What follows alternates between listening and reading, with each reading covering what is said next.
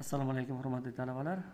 Bugungi bergan switch case mavzusi bo'yicha topshiriq berilgan edi. Demak, mana shu mavzu bo'yicha topshiriqni solishtirib olingizlar. Quyidagicha bajarsa bo'ladi. Men hozir buni mana 4 ta svitodiod oldim.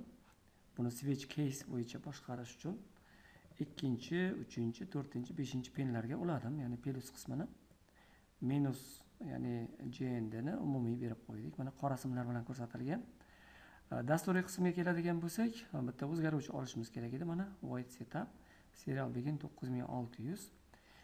Bu svitodiod uchun umumiy bitta tanishtiruv olamiz. Ya'ni A o'zgaruvchi orqali olamiz. Olsak bo'ladi. Ya'ni A sanagan paytda switchdagi A ni qiymati biz bergan mana bu pinlarda qiymati bilan mos kelib qoladi va o'sha holatda siz mana mos holatda birinchi svitodiod yondi deb serial print ln ga buyruq kiritib chiqasiz va shunday qilib svitodiodni switch case orqali, ya'ni mana shu tanlash operatori orqali boshqarish mumkin.